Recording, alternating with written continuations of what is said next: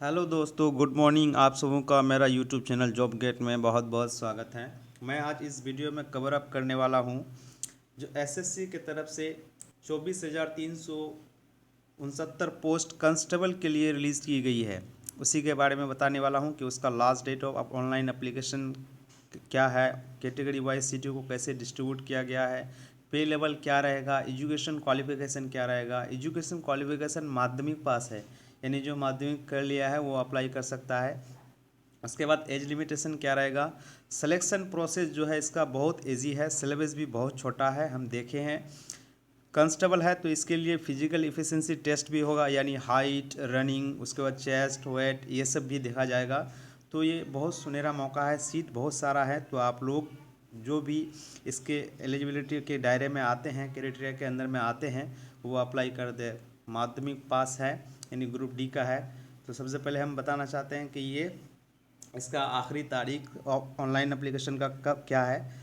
Starting date 27/10/22 है और last date and time of reception of online application 30/11 यानी 30 नवंबर आखिरी तारीख है। किस किस फील्ड से सीट रिलीज हुई है।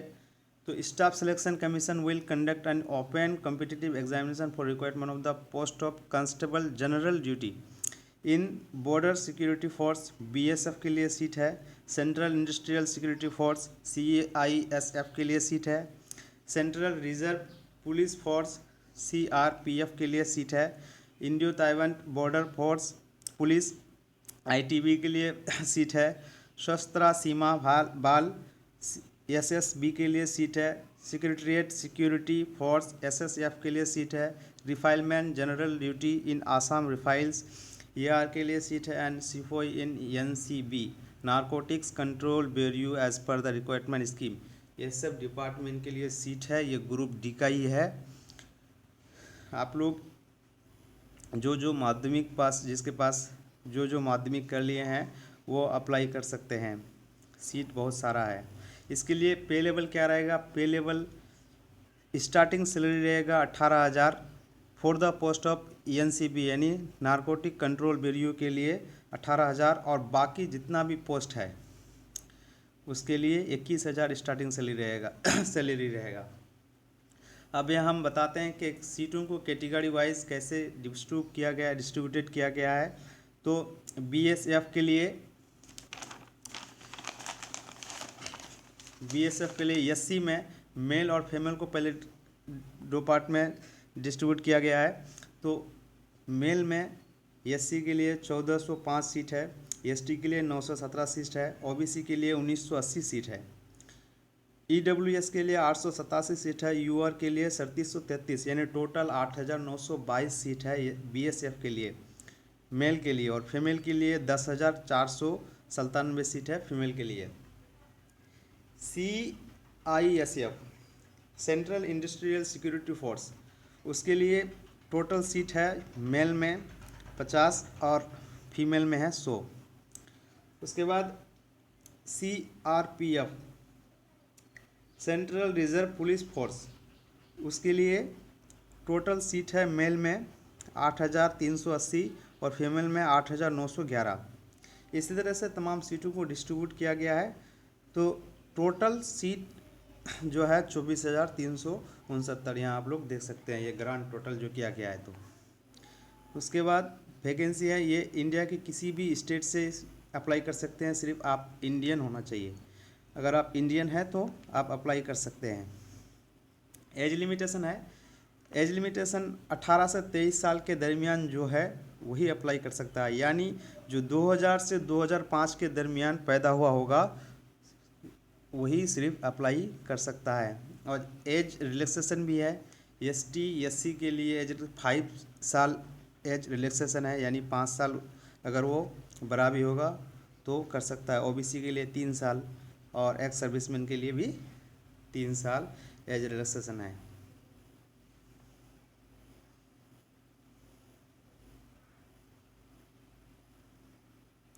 एजुकेशन क्वालिफिकेशन मैं बार बार बोल रहा हूँ ये चीज़ कि ये माध्यमिक पास है। जो माध्यमिक कर लिया है वो अप्लाई कर सकते हैं। और यहाँ कुछ इंसेंटिव और बोनस पॉइंट मार्क भी दिया गया है कि एनसीसी सर्टिफिकेट जिसके पास होगा, एनसीसी को कैटेगरी वाइज डिवाइडेड भी किया है कि एनसीसी ग्रुप सी का सर्टिफिकेट जिसके पास है उसको 5% का मार्क एग्जामिनेशन में ज़्यादा दिया जाएगा, और एनसीसी बी जिसके पास सर्टिफिकेट है वो उसको 3% दिया जाएगा, और एनसीसी ए जिसके पास है उसको 2% दिया जाएगा।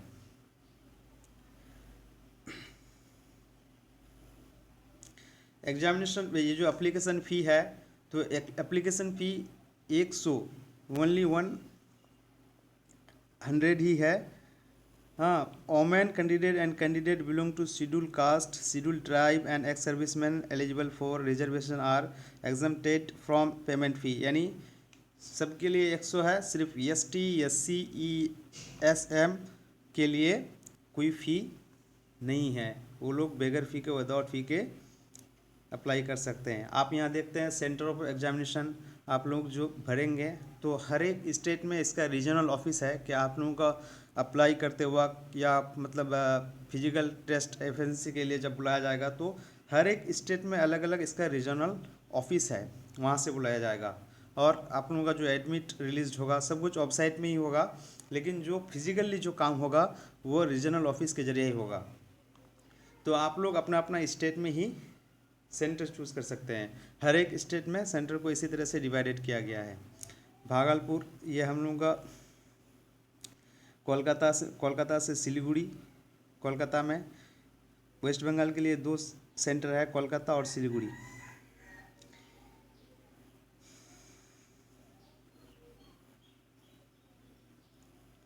स्कीम ऑफ एग्जामिनेशन का जो स्कीम रहेगा, किस तरह से एग्ज़ाम होगा। सबसे पहले तो ये कंप्यूटर बेस्ड एग्ज़ाम होगा।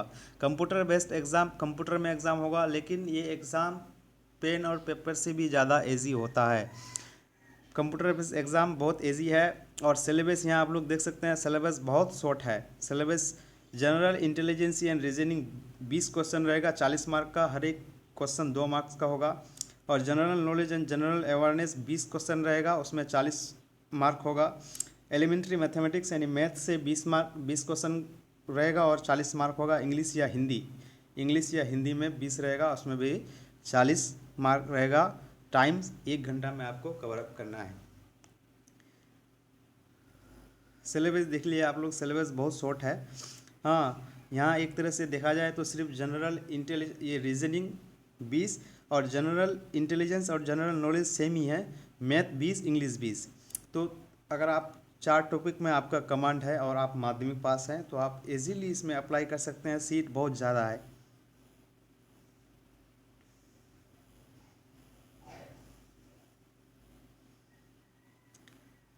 यहाँ देखिए, ये क्योंकि ये कांस्टेबल का सीट है इसलिए इसमें फिजिकल इफ़िशिएंसी टेस्ट देना होगा।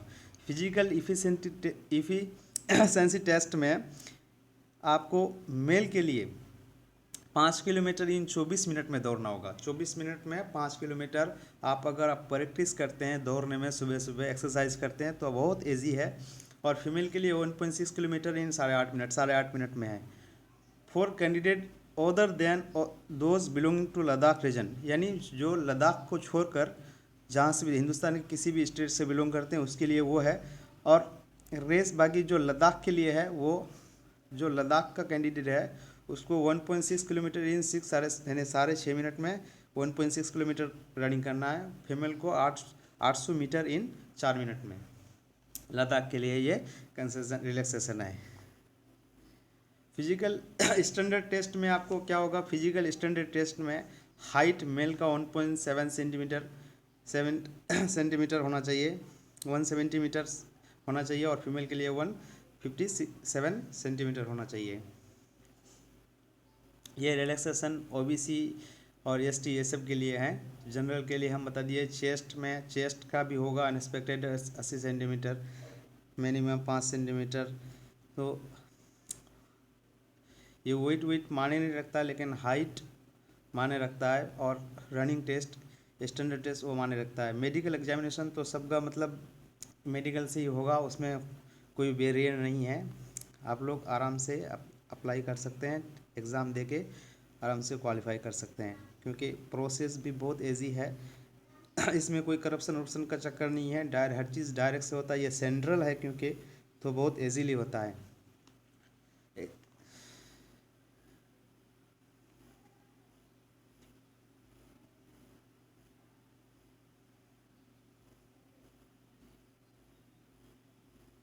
मोड ऑफ सिलेक्शन कैसा रहेगा? मोड ऑफ सिलेक्शन तो हम बता चुके हैं कि सबसे पहले कंप्यूटर बेस्ड टेस्ट होगा, उसके बाद फिजिकल इफिशिएंसी टेस्ट होगा, और फिर physical standard test, medical examination, ये सब होने के बाद आपको seat wise, category wise seat को डिस्ट्रीब्यूट किया जाएगा। यूआर के लिए 30% और ओबीसी और ईडब्ल्यूएस के लिए 25%, और अदर कैटेगरीज के लिए 20%। और फिर वो जो एनसीसी वाले को जो बोनस दिया गया है वो तो हम पहले एक बार बता चुके हैं। तो उसी तरह से ये अब पूरे इसका कवर अप होगा।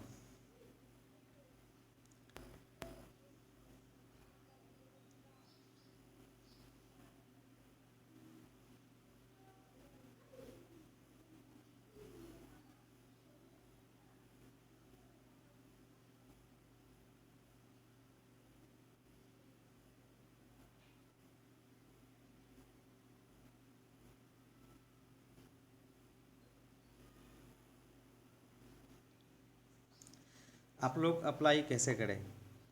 अप्लाई का यहाँ प्रोसेस पूरा बताया गया है। तो हम पहले एक बार आप लोगों को अपना वेबसाइट में बताते हैं कि वेबसाइट में कैसे जाके आप लोगों को ये सर्च करना है, उसके बाद हम वो आपका मैनुअल में बताएंगे। तो सबसे पहले आपको ssc.nic.in सर्च करना है क्रोम में या गूगल में जाके अपने ही मोबाइल से। उसके बाद इस तरह का इंटरफेस निकल कर आएगा। इस इंटरफेस में जाकर आपको देखिए यहाँ लॉगिंग है, यूज़र नेम, रजिस्ट्रेशन नंबर। तो आप क्योंकि नए हैं तो आपको न्यू यूज़र रजिस्टर नाउ करना पड़ेगा। उसके बाद रजिस्ट्रेशन करके उसी तरह से आपको एक यूज़र नंबर दिया जाएगा जो अभी मेरा इसमें पुट किया गया है, और एक पासवर्ड आपको चूज़ करना पड़ेगा। उसके बाद कैप्चा पुट करके लॉगिन करके आप वहाँ से अप्लाई कर सकते हैं। अप्लाई का तरीका यह है, यहाँ से आप लोग डायरेक्ट वेबसाइट में जाके कर सकते हैं, अपने ही मोबाइल से कर सकते हैं, सिर्फ एक बार एक दो वीडियो देख के। उसके बाद आपका वन टाइम रजिस्ट्रेशन नंबर जो रहेगा ये लाइफ टाइम के लिए रहेगा। आपको ये रजिस्ट्रेशन नंबर नहीं खोना है, और पासवर्ड आपको याद रखना है। इसके लिए आपको एक मोबाइल चाहिए क्योंकि मोबाइल में OTP आएगा, और ईमेल आईडी भी चाहिए, मेल में OTP आएगा। उसके बाद प्रोसेस को आप आगे बढ़ाएंगे। रजिस्ट्रेशन करने के बाद आपका जो सबसे पहले आपको ये लगेगा, इस तरह का एक इंटरफेस आएगा। बेसिक्स डिटेल्स उसमें देना पड़ेगा, क्या क्या लगेगा, आधार नंबर लगेगा, type of voter card number, ID number, name, verify name, ये सब देकर आपको फिर नेक्स्ट प्रोसेसर में जाना है। प्रोसेस करके फिर आपको अपना बेसिक ही एड्रेस आपको यहाँ पुट करना है, और क्वालिफ़िकेशन यहीं लगेगा आपका। ये जो क्वालिफ़िकेशन है, सबसे पहले एजुकेशन बोर्ड, आप किस बोर्ड से हैं, रोल नंबर आपका क्या है, वेरीफाई रोल नंबर आपको देना पड़ेगा, ईयर ऑफ पासिंग आपको देना पड़ेगा, year of verifying passing year. इस तरह से आपको यहाँ बेसिक इन्फॉर्मेशन देना है। उसके बाद सेव करना है। सेव करके फिर इस तरह का एक इंटरफेस आपका आएगा। इस इंटरफेस में भी आपको एडिशनल एंड कॉन्टैक्ट डिटेल्स देना पड़ेगा, किस तरह से आपके साथ कांटेक्ट किया जाए ये देना पड़ेगा। इस तरह से आप पूरा एड्रेस देने के बाद फिर सेव करना पड़ेगा। सेव करके फिर इस तरह से एक इंटरफेस आएगा, उस इंटरफेस में एग्री करके आपको फाइनल सबमिट करना है। लेकिन अप्लाई करते वक्त आपको बराबर चेक करते रहना है कि कहीं मिस्टेक तो नहीं हुआ है। उसके बाद दूसरा इंटरफेस इस तरह से आएगा। इंटरफेस में, उस इंटरफेस में आपको कैंडिडेट्स नेम, मेट्रिकुलेशन सर्टिफिकेट, यानी जो आपका माध्यमिक में जो नाम है, जो सर्टिफिकेट माध्यमिक के सर्टिफिकेट में नाम है, वही नेम यहाँ पुट करना पड़ेगा। और मतलब यहाँ आपका बेसिक इन्फॉर्मेशन फिर से आपको सबमिट करना है।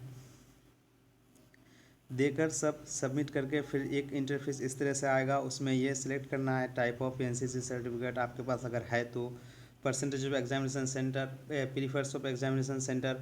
आपको एग्जामिनेशन सेंटर का ऑप्शन 3 दिया गया है। आप में से जो जो करीब है सबसे पहला उसको चूज़ कीजिए, क्योंकि ऑप्शन 1 हर एक एग्ज़ाम में ज़्यादा प्रीफर किया जाता है कि आप कोई सेंटर चूज़ किए तो वही जो फर्स्ट में चूज़ किए वही ज़्यादा आपको दिया जाएगा। तो जो आपका करीब है पहले उसको चूज़ कीजिए, फिर जो सेकंड में है उसको कीजिए, फिर थर्ड में सेम सेंटर फिर नहीं होगा, तीनों सेंटर अलग अलग देना पड़ेगा। फिर आप डिस्ट्रिक्ट डोमिसाइल डिस्ट्रिक्ट चूज़ कीजिए कि आप किस डिस्ट्रिक्ट से है, कंफर्म डिस्ट्रिक्ट करके उसी तरह से प्रोसेस को आगे बढ़ाइए। और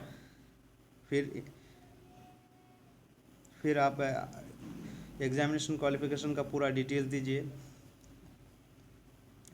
फिर सबमिट कीजिए। फिर एनेक्सर 30 ये यानी अलग एक इंटरफेस आएगा, उसमें ये देकर आपका यहाँ फ़ोटो लगेगा। फ़ोटो अलाउड साइज 20 KB से 50 KB के दरमियान JPG में होना चाहिए। ये मोबाइल से ही होता है एक्चुअली। आप एक मोबाइल में देखिए, अगर आपको फ़ोटो वोटो आपको रिसाइज करना है तो एक रेडियोस ऐप होता है, उसमें जाके अपना फ़ोटो का साइज़ बना सकते हैं, जितना साइज़ आप बनाना चाहते हैं, अपना सिग्नेचर का साइज़ बनाना चाहते हैं, हर चीज़ का वहाँ साइज़ बनाया जाता है। JPG में बनाया जाता है, JPEG में बनाया जाता है, उसके बाद PDF फॉर्मेट में बनाया जाता है। तो आप लोग वो सब वीडियो को देख के ये सब ऐप्स ज़रूर अपने अपने मोबाइल में रखें। अपने अपने मोबाइल से हर चीज़ अभी होता है। उसके बाद ये कैप्चा पुट करके आप एक बार प्रीव्यू करके सबमिट कीजिए। उस तरह से आपका फ़ोटो आएगा, फिर आपका साइन भी आएगा। उसी तरह से आप अपना प्रोसेस को सबमिट करके अपना एप्लीकेशन इसको सबमिट करके अपना मेल और मोबाइल नंबर को अपना हर वक्त हमेशा रखें, और अपना जो रजिस्ट्रेशन नंबर होगा उसको भी याद रखें, अपना जो पासवर्ड होगा उसको भी याद रखें। क्योंकि जब ये जो है सेंट्रल एग्ज़ाम है तो इसका जो हर एक शेड्यूल है, शेड्यूल वाइज ही काम होता है, यानी बहुत ऑथेंटिक होता है। अगर इसका 1 महीना बाद आपका एडमिट कार्ड रिलीज़ होगा तो अभी से जो नोटिस में दिया गया है वही होगा, कि जो डेट होगा एकदम एक्चुअल डेट में ही होगा हर काम, और 2-3 महीने में हर चीज़ हो जाता है। तो इसलिए सेंट्रल है, आप लोग सीट भी बहुत सारा है, तो आप लोग ज़रूर अप्लाई करें। और अगर इससे और कोई क्वारी रहेगा आप लोगों के पास तो आप मेरा कमेंट सेक्शन में कमेंट करें, मैं उसका जवाब दूंगा। अगर आपको पर्सनली बात करना है तो आप लोग कमेंट करके 1 नंबर दीजिए, मैं बात करके कोई भी इशू का सलूशन ज़रूर बताऊंगा। और इसी तरह के और भी वीडियोस जो यूज़फुल वीडियोस के लिए आप लोग मेरे चैनल को ज़रूर सब्सक्राइब करें और लाइक करें, शेयर करें। Thank you.